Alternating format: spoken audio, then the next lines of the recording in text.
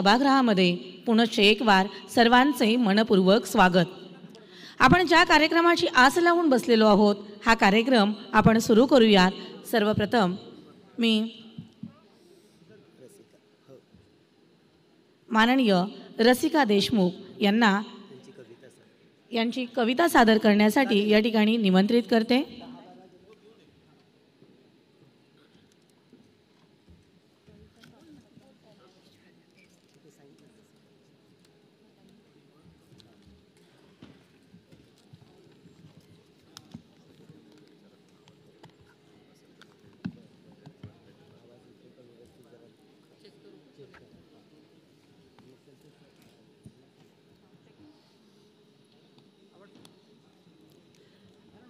रसिक मायबाप श्रोते हो, नमस्कार. ग्रंथदिंडीने साहित्य संमेलनाची सुरुवात झाली आहे आणि एक प्रकारच्या साक्षात्कारी अनुभवाने माझ्या सकट आपण सगळेजण भारावून गेलेलो आहोत. तो साक्षात्कार आहे शब्दांच्या पालखीत बसून यमुना तीरी वाजत गाजत मिरवत मिरवत विठू आला दिल्ली दरबारी. शब्दांच्या पालखीत बसून यमुना तीरी वाजत गाजत मिरवत मिरवत विठू आला दिल्ली दरबारी. भाषा भगिनींनी केले औक्षमन दुमदुमली साहित्य पंढरी. ज्या संतांना लाडक्या दैवताने अंगा खांद्यावर खेळवले त्यांनीच तर अभंग ओव्या भजन गवळणी भारूड श्लोक पोवाडे लोकगीतांनी माय मराठीस समृद्ध केले, अभिजात केले, ज्याचा साक्षात्कार काल आपण पंतप्रधान समवेत घेतलेला आहे. लेखणीतून त्यांच्या ओघळली अमृताची वाणी, लेखणीतून त्यांच्या ओघळली अमृताची वाणी. तुझ्याच कृपेने निर्माण झाल्या शब्दरत्नांच्या खाणी. मनामनावर तुझे अजब संमोहन आणि दृढ श्रद्धा अंतरी. त्याच पालखीची होईन भोई सर, त्याच पालखीची होईन भोई होऊन शब्द वार करी. अशा तुम्हा आम्हा सर्वांच्याच लाडक्या विठ्ठलावरची मी रसिका विठ्ठल देशमुख सादर करते कविता. कवितेचं शीर्षक आहे तू काळा सावळाच राहा. तू काळा सावळाच राहा. शब्दात मावेना विठ्ठल म्हणून कवितेतून थोडं त्याला बाहेर काढून मी रंगात रंगवायचं ठरवलं. शब्दात मावेना विठ्ठल म्हणून कवितेतून थोडं बाहेर काढून मी त्याला रंगात रंगवायचं ठरवलं. तसे परिचितच होते त्याच्या भक्तीचे विविध रंग. विठ्ठला अबीर गुलालानं माखलेला भवताल हिरव्या कंच तुळस हारांनी आणि मंजिरी गंधानी गंधाळून जातो. विठ्ठला अबीर गुलालानं माखलेला भवताल हिरव्या कंच तुळस हारांनी आणि मंजिरी गंधांनी गंधाळून जातो. तेव्हा मी न्याहाळीत असते तुझ्या मुखावरचा शांत तृप्तीचा रंग. खोलवर स्पर्शून जाणारा निळ्या पारदर्शक प्रकाशाचा कवडसा माझं अंधार भरलं अंतरंग ढवळून काढतो आणि वाटून जातं. मला प्रश्न वेल्हाळ करतं की कोणता रंग घेऊ मी तुला रंगवायला. ह्या रंग बदलणाऱ्या दुनियेतला साक्षात तुला रंगवायला. मात्र असं वाटता क्षणीच माझा कुंचला भगवी पताका होऊन नाचत असतो आणि सगळ्या रंगछटा माझ्या भोवती फेर धरतात. टाळ मृदंग चिपळ्या होतात. प्रत्येक रंग उत्सुक आणि त्यांची अतीव व्याकुळता तुला रंगवण्याची, तुला आत्मसात करण्याची. त्यावेळी मी शोधत राहते 28 युगांचा रुखमाईचा आठवरंग. 28 युगांचा रुखमाईचा आठवरंग तुझ्या अवतीभोवती शब्द ओठाळतात, सूर गळ्यात दाटून येतात, रंग नादमय होतात, अखंड वीणा होऊन माझ्या देहभर झंकारतात. रंग एकमेकात मिसळतात, अवघे रंग एक होतात. कृष्ण काळे सावळे आषाढघन होतात, पण तू केवळ अमर्याद, सर्वव्यापी, अफाट आणि अनाकलनीय करुणाघन माझ्या टिंबा एवढ्या कुंचल्यात कसा रे मावणार आणि कसा साकारणार? तू गूढगर्भी काळा सावळाच राहा, तू गूढगर्भी काळा सावळाच राहा, सदा सारे रंग, सदा सर्व काळ स्वतःत सामावून घेणारा, सगळ्यांचा आत्मरंग, सर्व समावेशक श्रीरंग, भावरंगात दंग, पांडुरंग पांडुरंग पांडुरंग पांडुरंग. धन्यवाद. अनुभव घ्या, साक्षात विठ्ठल पंढरपूरहून आपल्या इथे आलेला आहे आणि इथं चराचरात प्रत्येक श्रोत्यात सामावलेला आहे.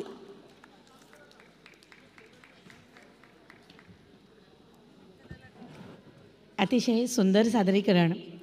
मी सर्वच ज्ञानगंगेचे प्रवाहदाते आणि सर्वच कवींना विनंती करते की त्यांनी आपली जी प्रस्तावना आहे ती अगदी करू नये, अल्पशी आपली ओळख द्यावी आणि आपली कविता सादर करावी, कारण आपल्याकडे वेळेचा अभाव आहे. आपण सर्वच ज्ञानदाते आहात, जाणकार आहात आणि वेळेचे महत्त्व नक्कीच जाणणारे आहात. पुढील कविता सादर करण्यासाठी मी महेश मोरे सर यांना निमंत्रित करते. Please Mahesh More sir.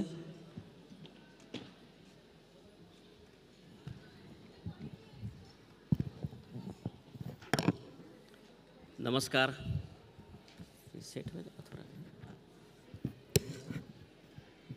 मी महेश मोरे. काल आपल्या लाडक्या पंतप्रधानांनी ज्ञानबा तुकारामाचा जयघोष केला, तीच ज्ञानबारावच कविता मी ठेवणार आहे आपल्यापुढे. 21 शतक आलं तरी कुणब्याची तीच गती, कवा होईल ज्ञानबाराव आपली परगतीन, कवा होईल ज्ञानबाराव आपली परगती. हाडं उगाळले त्यानं कोण पुसणार त्याला, हाडं उगाळले त्यानं कोण पुसणार त्याला, पाय खोरू खोरू काळ्या ढेकळात मेला, कोठं गेली दादाराव हरित क्रांतीन, कवा होईल ज्ञानबाराव आपली परगतीन, कवा होईल ज्ञानबाराव आपली परगती. शेतामध्ये कापसाला पानं फुलं लागलेली, महागाड्या किमतीची सारी दवा फवारली, कोठं गेला जाहीरनामा, उलट्या चाली रीतीन, तिजोरीला कसे चाटू खातीन, कवा होईल ज्ञानबाराव आपली परगतीन, कवा होईल ज्ञानबाराव आपली परगती. साखरेच्या पटीतला ऊस शेती वाळलेला, बंद झाला कारखाना मनी भडका उडाला, ओल्या उसाला काडी लावून देतीन, पाचटीच्या पाल्यासंग जीव किती जळतीन, कवा होईल ज्ञानबाराव आपली परगतीन, कवा होईल ज्ञानबाराव आपली परगती. गाव आता उदासाला किती जीव तहानेली, वल खोल गेली, आडवीर आटलेली, भरलेला टँकर दुसरीकडे नेतीन, गादीवरचे राव सारे बगलच देतीन, कवा होईल ज्ञानबाराव आपली परगतीन, कवा होईल ज्ञानबाराव आपली परगती. झेंड्याच्याच ओझ्याखाली गेला दबून या गाव, कुणब्यानं सोसले तर किती कुराडीचे घाव, लेनदार पोरालाही झुलवीत ठेवती, मोठं पद देतो म्हणून कोपराला गुळ लावती, कवा होईल ज्ञानबाराव आपली परगतीन, कवा होईल ज्ञानबाराव आपली परगती. आमची शहरं कशी आहेत? शहरात उभं आहे सिमेंटाचं जंगल, लाईटाच्या उजेडात दिसतं सारं मंगल, नेम नाही कवा बवा उसळते दंगल, मुंबई काश्मीर भडकत राहती, दाभोळकर पानसरेचे मारेकरी वाऱ्यावर फिरतीन, कवा होईल ज्ञानबाराव आपली परगतीन, कवा होईल ज्ञानबाराव आपली परगती. नेट आलं सेट आलं इंटरनेट, फेसबुक आलं, इन्स्टा आलं इंटरनेट. 1.5 GB डाटामध्ये तरुणाई खेळती. 1.5 GB डाटामध्ये तरुणाई खेळतीन. कवा होईल ज्ञान बारावा आपली प्रगतीन, कवा होईल ज्ञान बारावा आपली प्रगती. वेळ टळून जाईल, वेळ टळून जाईल दिस तुहेच येतील, वेळ टळून जाईल दिस तुहेच येतील. आणि तुया नाहीच पेरलं तर काय 52च्या खातील, काय 52च्या खातील. उठ पोरा उठा आता हाती रोमण्याला धर, उठ पोरा उठा आता हाती रोमण्याला धर. पिंडावरल्या इचुला चल खेटरान मार, चल खेटरान मार. ओढ धर शिक्षणाची, ओढ धर शिक्षणाची, घेरे लेखनी हाती. तवा होईल ज्ञान बारावा आपली प्रगतीन, तवा होईल ज्ञान बारावा आपली प्रगतीन, तवा होईल ज्ञान बारावा आपली प्रगती. धन्यवाद. भारतीय अर्थव्यवस्थेचा कणा असणाऱ्या शेतीची तळमळ अगदी यथार्थ शब्दात यांनी व्यक्त केली. अतिशय सुंदर सादरीकरण. धन्यवाद सर. पुढील कवी बाळ पाटील यांना मी व्यासपीठावर येण्यासाठी निमंत्रित करते.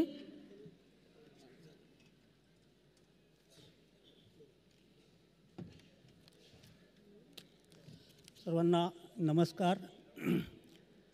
पाहून वासराला गाय व्हावे, पाहून वासराला गाय व्हावे, केव्हा तरी कुणाची माय व्हावे, केव्हा तरी कुणाची माय व्हावे. गझल सादर करण्यापूर्वी आपण या तालकटोरा स्टेडियमवर आहोत आणि ही आपली ऐतिहासिक भूमी आहे, म्हणून 2 ओळी त्यासाठी. दुखरी जखम कायमची भरून आलो आम्ही, दुखरी जखम कायमची भरून आलो आम्ही. कोण म्हणतंय पानिपत हरून आलो आम्ही. दुखरी जखम कायमची भरून आलो आम्ही. कोण म्हणतो पानिपत हरून आलो आम्ही. दिल्ली खूप दूर पण आमच्यासाठी नव्हे, दिल्ली खूप दूर पण आमच्यासाठी नव्हे. अटके पार ध्वजवंदन करून आलो आम्ही, अटके पार ध्वजवंदन करून आलो आम्ही. आणि शेवटच्या ह्या 2 ओळी.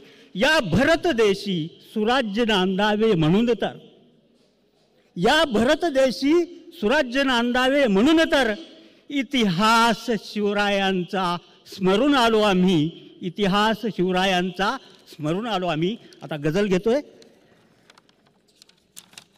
मधला पहा गझलेचा असा आहे की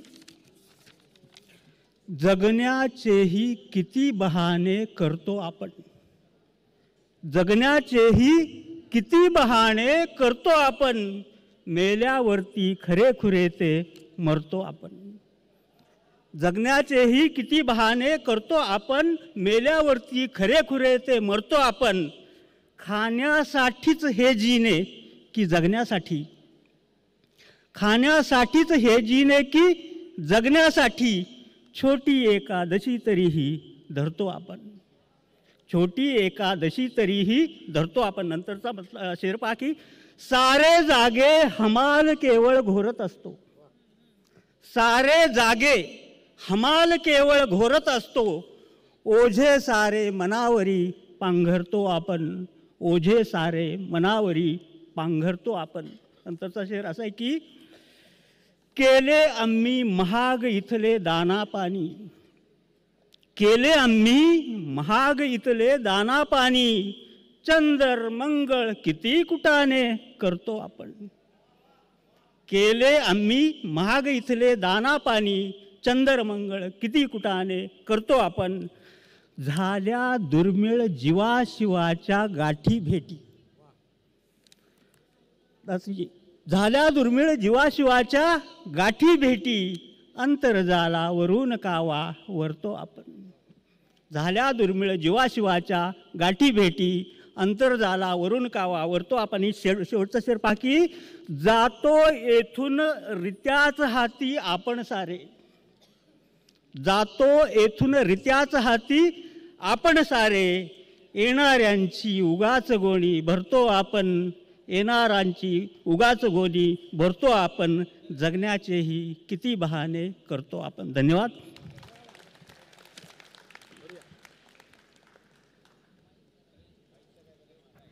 सारे काही जगण्यासाठी, जगण्याचे किती बहाणे करतो आपण. अतिशय सुंदर सादरीकरण. यानंतर मी माननीय विठ्ठल जाधव यांना आपली कविता सादर करण्यासाठी निमंत्रित करते.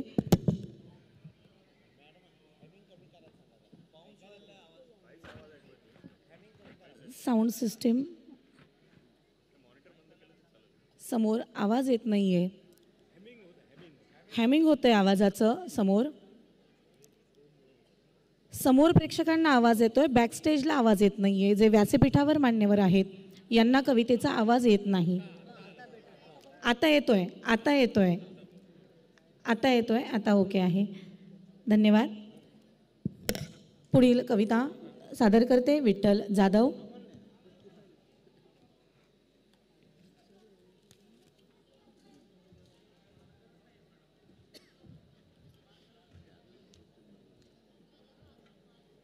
कवितेचं शीर्षक आहे माय आणि माती. माय आणि माती. जेव्हा माय गावाकडून येते, जेव्हा माय गावाकडून येते तेव्हा तिच्या पायांना चिटकून येते माती. जेव्हा माय गावाकडून येते तेव्हा तिच्या पायांना चिटकून येते माती आणि घामामुळं ओले झालेले मातीचे तिचे पाय. आणि घामामुळं ओले झालेले मातीचे तिचे पाय उमटतात मी किरायानं घेतलेल्या 1 BHKच्या फरशीवर. जेव्हा माय गावाकडून येते तेव्हा तिच्या पायांना चिटकून येते माती आणि घामामुळं ओले झालेले मातीचे तिचे पाय उमटतात मी किरायानं घेतलेल्या 1 BHKच्या फरशीवर. तेव्हा तेव्हा क्षणभर रागही येत असेल, तेव्हा क्षणभर रागही येत असेल माझ्यासह माझ्या बायकापोरांना. तेव्हा क्षणभर रागही येत असेल माझ्यासह माझ्या बायकापोरांना. पण आता माझं वय वाढत जाताना, पण आता माझं वय वाढत जाताना मला हे कळत चाललंय की पायांची नक्षी किती सुंदर उमटते सहजच चौकोनी फरशीवर. पण आता माझं वय वाढत जाताना मला हे कळत चाललंय की पायांची नक्षी किती सुंदर उमटते सहजच चौकोनी फरशीवर. आणि या वाढत्या वयात मला हेही कळत चाललंय, आणि या वाढत्या वयात मला हेही कळत चाललंय की माय आणि माती, माय आणि माती यांचा संबंध किती अतूट असतो, यांचा संबंध किती अतूट असतो. माय माती होते, माय माती होते आणि माती माय होते, माती माय होते. धन्यवाद.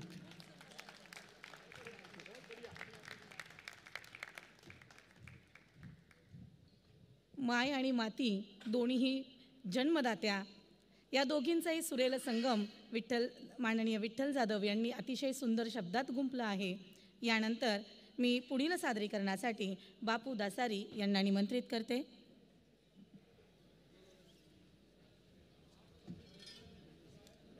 नमस्कार. नाव माझं बापू दासरी आहे. त्यांनी दासारी वाचलं. आपल्या सर्वांच्या मनात एक हुरहुर एक प्रश्न आहे, अवकाशामध्ये सुनीता विलियम्स कधी परत येईल. माझी ही कविता मी तिला सादर समर्पित करतो. दूर घ्यावी भरारी अवकाशात उंच उंच उंच आणखी उंच अंतराळात. दूर घ्यावी भरारी अवकाशात उंच उंच उंच आणखी उंच अंतराळात. तिथून पाहावे दुर्बिणीतून पृथ्वी सौभाग्य. तिथून पाहावे दुर्बिणीतून पृथ्वी सौभाग्य. टिपावा आपल्या देशाचा स्वाभिमान. टिपावा आपल्या देशाचा स्वाभिमान अन अंतराळाची भव्यता. टिपावा आपल्या देशाचा स्वाभिमान अन अंतराळाची भव्यता. मग लगेच पाहावं आरशात मग लगेच पाहावं आरशात आणि अभ्यासावं दोघातील साम्य. करावं जीवनमूल्य पृथक्करणाचं रिपोर्टिंग पृथ्वीला. करावं जीवनमूल्य पृथक्करणाचं रिपोर्टिंग पृथ्वीला. कार्यपूर्तीच्या भन्नाट आनंदात बेभान व्हावं. कार्यपूर्तीच्या भन्नाट आनंदात बेभान व्हावं.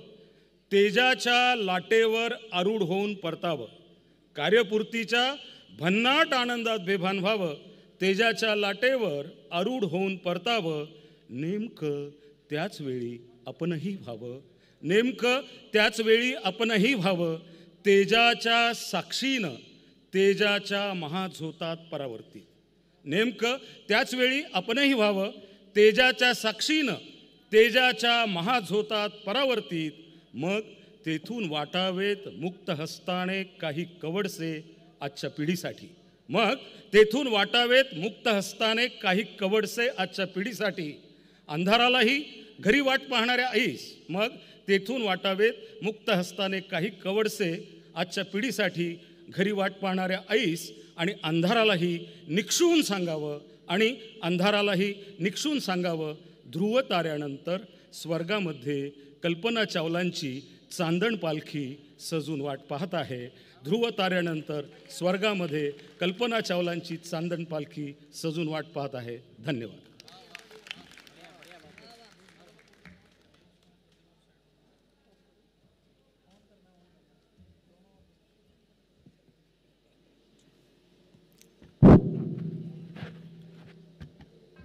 तेजाच्या महाझोतात शब्दरचना परावर्तित करून जमिनीतून अवकाशाचे दर्शन ज्यांनी घडविले बापू दासरी सर.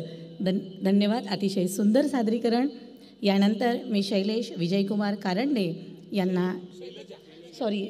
विजयकुमार कारंडे यांना पुढील कवितेसाठी निमंत्रित करते.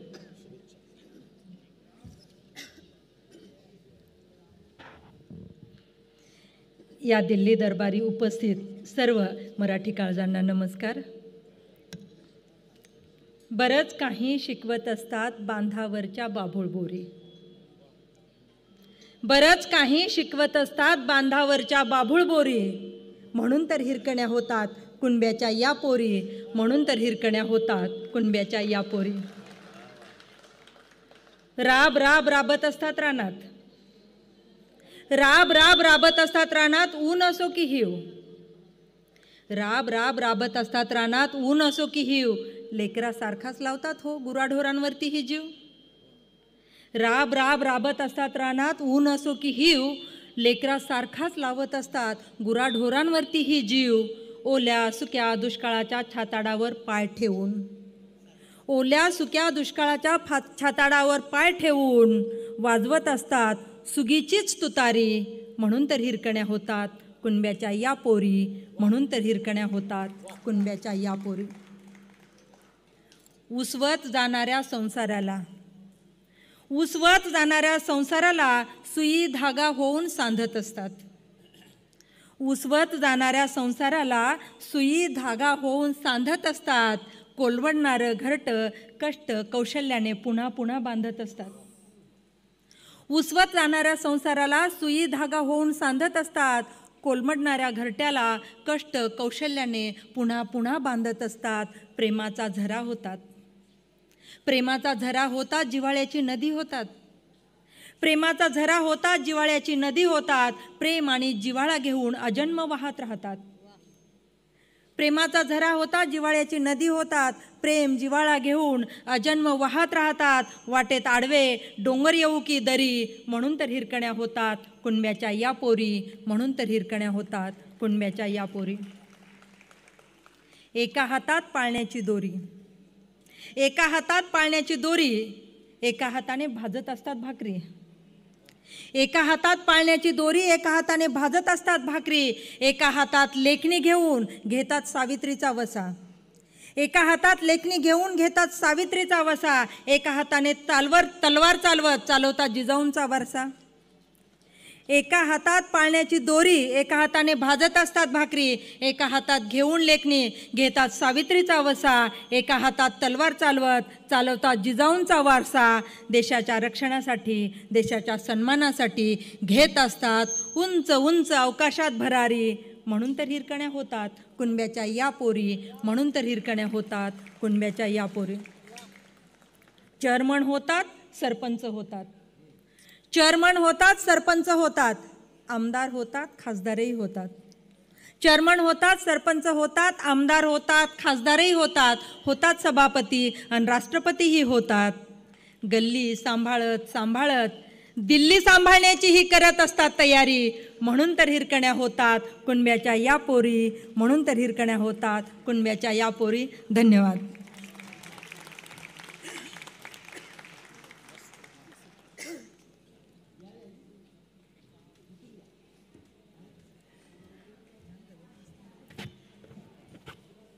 लेखणीच्या हिरकणी शैलजाताई यांचे उत्तम सादरीकरण, अतिशय सुंदर कविता. येण्यास काही विलंब लागल्याने नामदेव कोळी सर या ठिकाणी आता आलेले आहेत. यांचेही व्यासपीठावर स्वागत. मी नामदेव कोळी सरांना विनंती करते की त्यांनी व्यासपीठावर येऊन पद्मरेखाताई धनकर यांचेही आगमन झालेले आहे, यांनीही व्यासपीठावर आपले स्थान ग्रहण करावे.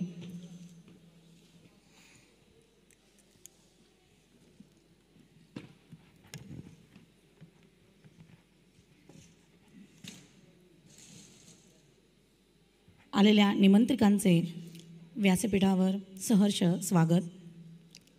मी एकनाथ आवाड सरांना विनंती करते की त्यांनी नामदेव कोळी यांना सन्मानित करावे.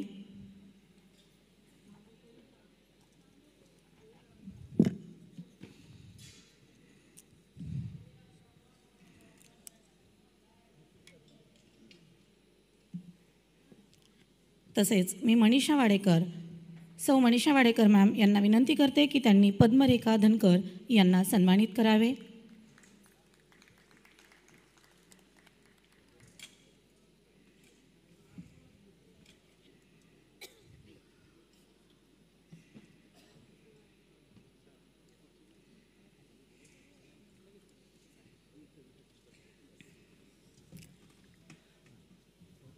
यापुढील शब्दसुमन गुंफण्यासाठी, आपली कविता सादर करण्यासाठी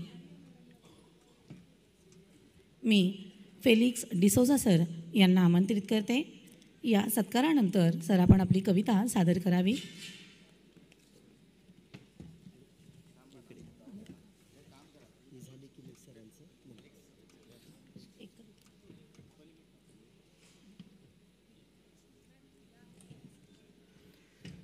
नमस्कार. कवितेचं शीर्षक आहे बो. मी जिथून येतो वसई येथील भुईगाव गावातून, आणि जिथे बोलीभाषा बोलली जाते तिथे हा बोलीभाषेतला शब्द आहे बो आणि मराठीत आजी. कुणाचंच कसं आलं नाही लक्षात की अनेक दिवसापासून ती झाली आहे निशब्द. कुणाच्याच कसं आलं नाही लक्षात की अनेक दिवसापासून ती झाली आहे निशब्द.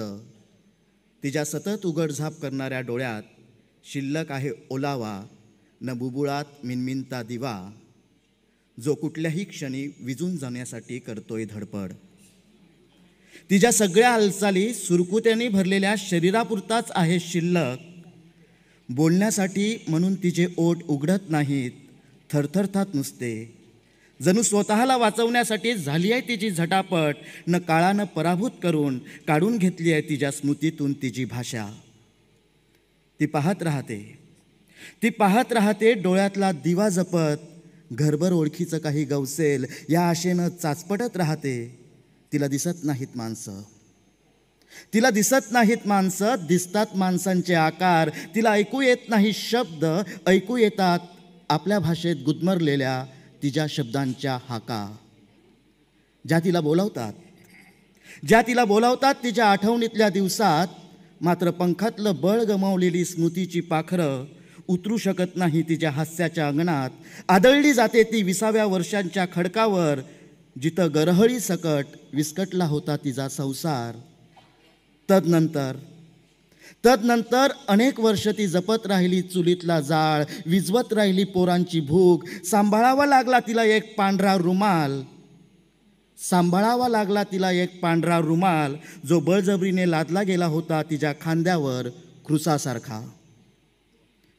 तिच्याकडे पाहिलं की वाटतं, तिच्याकडे पाहिलं की वाटतं किती भयानक आहे घरातल्या घरात निर्वासित व्हावं लागणं. तिच्याकडे पाहिलं की वाटतं किती भयानक आहे घरातल्या घरात निर्वासित व्हावं लागणं. कुठल्या तरी आठवणींच्या खडकावर बसून आहे ती, कुठल्या तरी आठवणींच्या खडकावर बसून आहे ती, जिथून तिला परतता येत नाही आपल्यापर्यंत आणि आपण पोहोचू शकत नाही तिच्या आठवणींच्या प्रदेशात.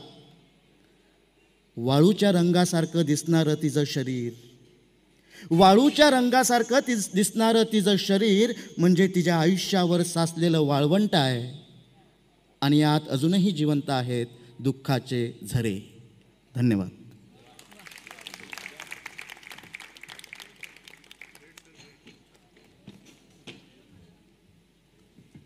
सुरेख सादरीकरण. यानंतर सुरेश कुमार लोंढे यांचं या ठिकाणी आगमन झालेलं आहे. मी सुरेश कुमार लोंढे यांचा सन्मान व्यासपीठावर होत आहे. सन्मानार्थी सुरेश कुमार लोंढे.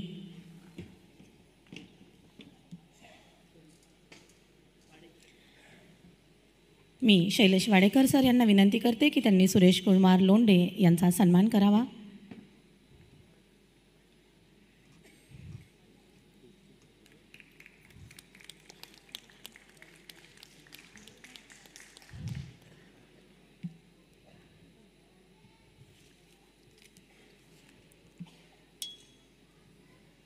धन्यवाद सर.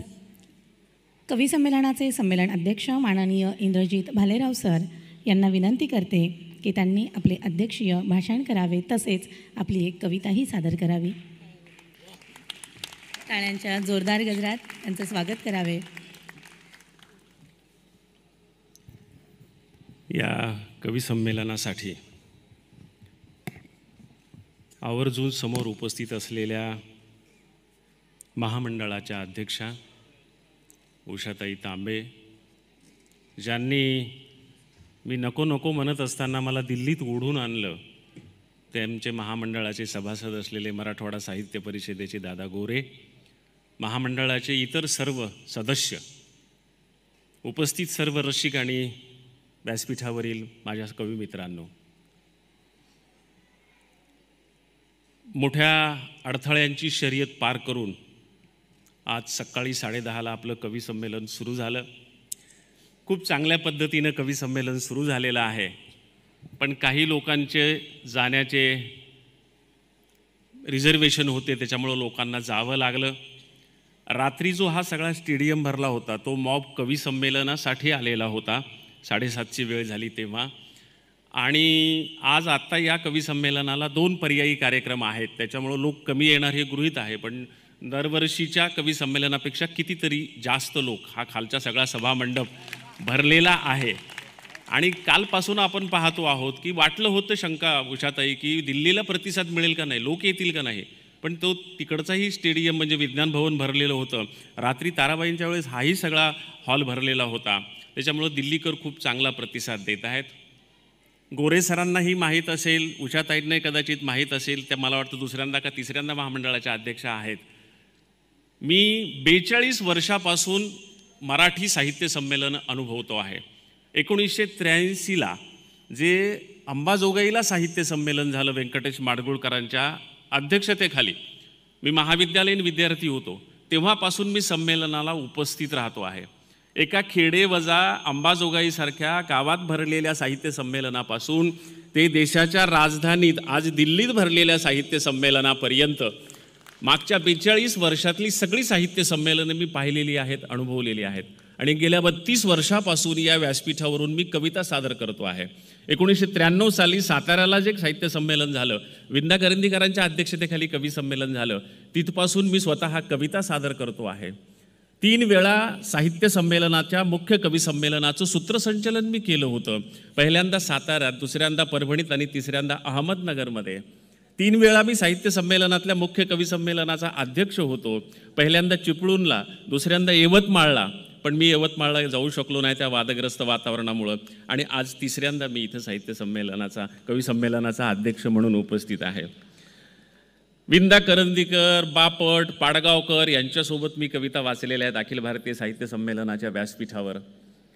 नाधो महानोर, नारायण सुर्वे, विठ्ठल वाघ यांच्यासोबत मी कविता वाचलेल्या आहेत. माझ्या पिढीचे थोडेसे आधीचे आपले अशोक नायगावकर, प्रकाश होळकर, नलेश पाटील या मंडळीसोबत मी कविता वाचलेल्या आहेत. आणि माझ्या नंतरच्या पुन्हा 2-3 पिढ्या इथं समोर बसलेल्या आहेत. अखिल भारतीय मराठी साहित्य संमेलनाच्या कवी संमेलनामधून कवी आणि कविता उदयाला येत असतात, त्या प्रस्थापित होतात, हे मला माहीत आहे. म्हणजे बेळगावला झालेल्या, आपल्या जळगावला झालेल्या साहित्य संमेलनात गजानन कीर्तिकर म्हणून जे होते संमेलनाचे अध्यक्ष कॅप्टन कीर्तिकर, त्यांनी बालकवींना पुढं आणलं होतं आणि बालकवी ही पदवी दिलेली होती. कोल्हापूरला झालेल्या साहित्य संमेलनामध्ये भारा तांबेंनी स्वतः बाबा बोरकरांना पुढं आणलं होतं आणि कवी म्हणून प्रसिद्ध केलं होतं. इचलकरंजीच्या साहित्य संमेलनामध्ये पुलंनी हाताला धरून महानोरांना पुढं आणलं होतं, तिथून त्यांना प्रसिद्धी मिळाली. अकोल्याला झालेल्या साहित्य संमेलनामध्ये विठ्ठल वाघ पुढं आले. आणि मला स्वतः अनुभव आहे की 1993 साली साताऱ्याला झालेल्या साहित्य संमेलनात मी जो कविता म्हणायला उभं राहिलो आणि मला तिथून जी प्रसिद्धी मिळाली ती मी अजून म्हणतोच आहे कविता, मी अजून उभाच आहे, मी अजून बसलेलो नाही. त्याच्यामुळे या कवी संमेलनातून कवी उदयाला येतात. माझी एक कविता मला आठवतं. साताऱ्यामध्ये जन्म नावाची कविता माझी जन्माला आली आणि तिथून पुढं ती कविता प्रचंड गाजली. अजूनही महाराष्ट्रामध्ये मी ती कविता नेहमीच सादर करतो. परळी वैजनाथच्या साहित्य संमेलनामध्ये गावाकडे चल माझ्या दोस्ता नावाची माझी कविता पहिल्यांदा सगळ्या महाराष्ट्राला माहीत झाली. ताई होत्या उषाताई तेव्हा. आणि नाशिकला झालेल्या साहित्य संमेलनामध्ये कुणब्याच्या पोरा आता लढायला शिक ही कविता माझी पुढं आली.